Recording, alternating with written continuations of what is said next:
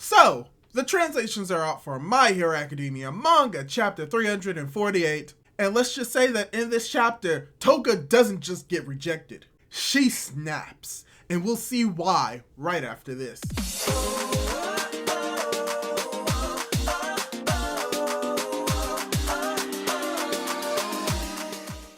Hey guys, how's it going? It is your boy Manga Man Drew, and I'm here to do my manga reaction to My Hero Academia Manga chapter 348 titled Unrequited Love. And yeah, from what we see in this chapter, the love is really unrequited, and we'll get to more of that.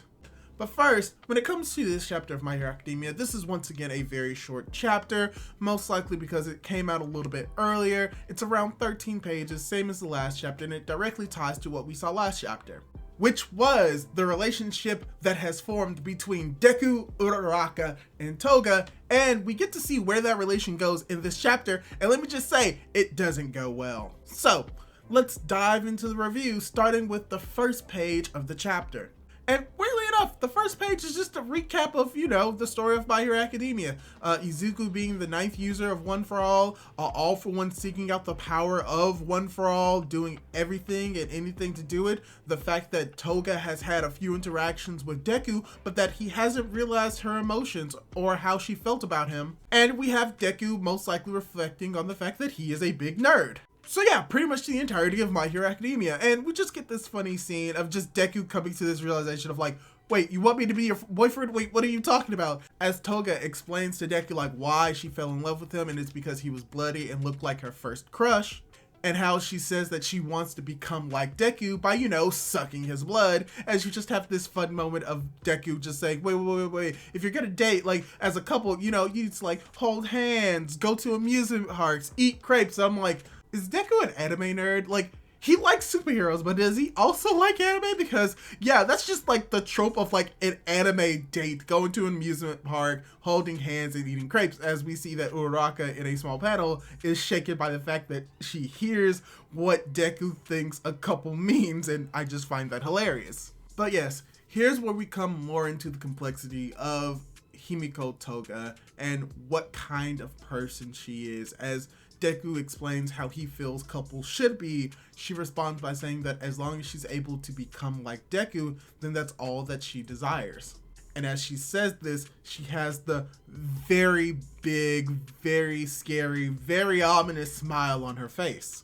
And as she said that, a huge wave of water actually crashes over her in a really cool and amazing scene where you see that in one panel she's there and then the other she has disappeared, most likely referencing to the idea how she's able to hide her existence very easily, as she asked Deku the same question she asked Uraraka of what the heroes want to do with her. And based off what we see, it is not the response that she wanted. Because you have Deku who's trying to connect with Toga about how he understands how he wants to be like the person that he admires, how he wants to imitate them, as he references that Himiko Toga wants to be like him, but Deku wanted to be like All Might. And how he's trying to understand the situation and trying to capture her. He gives his answer to her, and unfortunately, it's not the answer that she wanted. Which pretty much sums up the idea that he doesn't want to hurt the people that he cares about. And that this gives her that same smiling expression that is actually filled with sadness as she reflects on her life and how people like Curious, Uraraka, and her parents talked to her and told her what she needed to do, and how most likely she doesn't accept the answer that Deku gave her and that she no longer loves him, which is confirmed later on in this chapter. So it's very interesting to see more of Himiko Toga as well as her thought process as she comes to the conclusion that, yeah, no one in this world really cares about her, and how she equates both Deku and Uraraka to her mother and father as she begins to go more on the attack, not just attacking Deku, but also attacking Uraraka, as both Uraraka and Deku come to a realization that she has snapped. She doesn't care about the world, she doesn't care about other people, and towards the end of this chapter, it shows that she really doesn't even care about herself. So she begins to attack Deku with some new equipment. She does carry some knives, but she also has these like jet-like propulsions coming from the little tendrils coming off of her back. We don't know exactly what they are used for, but potentially they are used to harm people more than it is to actually suck blood, as she is attacking Deku, saying that she doesn't love Deku anymore and how she doesn't care about Uraraka, even though Uraraka is constantly thinking about her, as we see that these little spear-like tendrils coming out of her are attacking Uraraka from the back, but they are used as a ploy for Toga to stab her in the front. But luckily enough, Deku and Froppy were able to come in the nick of time before Toga is able to do some severe damage on her. As Froppy has to remind Deku that, yeah, this is a battle, this isn't a place for love confessions, you need to get out of here. And something I want to bring up is that at this moment, Deku technically has Toga captured. But here's the thing, even though he does have her captured, he is told that he needs to leave, and people have been arguing that, oh, that's a stupid idea, that he should be trying to take her out, why would he release her? And there's a few reasons to that. One, they are on an island, so even if he were to let her go, there is nowhere for her to actually go to, since, you know, she's on an island and she has no way of escaping. Second, most likely than not, she could be capable of escaping Black Whip. She is fairly strong, and unless Deku is using full force to restrain her, she could probably escape on her own. And third, you have to remember that Deku isn't the type of person who would just give up on a battle just because they've captured someone or that they have someone at their wit's end. He would most likely try to convince her or talk to her and try to understand Toga a lot more, but he doesn't have the time to do so, so he would have to leave her since he has to be where Shigaraki is to fight him. So yeah, it does make sense why Deku can't be here and fully restrain Toga, which is why Froppy tells him that he needs to leave. But those aren't the only reason. Another reason is because they did have a plan, and the plan involved Uraraka, who has had the most encounters with Toga, to deal with her. And as we see, she most likely is going to do what Deku was going to do, as you have Deku remembering how they are both quite oddballs as she gives him a certain look, and how that look may be an indication that this is going to be a fight between Toga and Uraraka, but that Uraraka is going to be the one to talk Toga down and potentially convince her that what she may be doing may not be the best, not just for the people that Toga cares about, but also herself.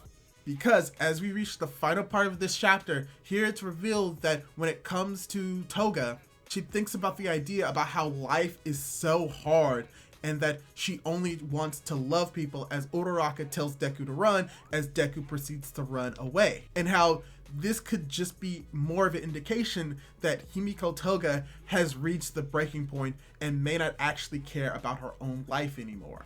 And how she may be willing to sacrifice herself for her own greater good, her own greater love, but Uraraka is going to be there to save her.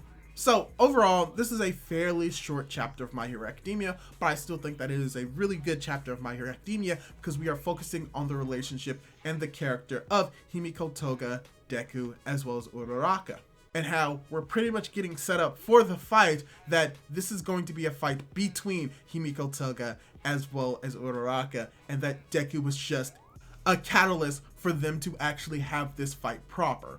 And how this is most likely going to lead to Uraraka eventually coming to a conclusion that she doesn't want to hurt Toga, or she doesn't want to like imprison her to a certain extent, but that she wants to be there to help her, that she wants to save her, and that could lead to Toga eventually changing sides or falling down more in the deep end because she's really unable to understand her own feelings, because for the most part, she has only been thinking of herself and not been thinking about the feelings of others. So most likely this is where this fight is going to lead to, both Uraraka and Toga either understanding their own feelings better or understanding the feelings of others better and being able to use them more effectively. So yeah, overall, really enjoyed this chapter, really enjoyed the focus of this chapter.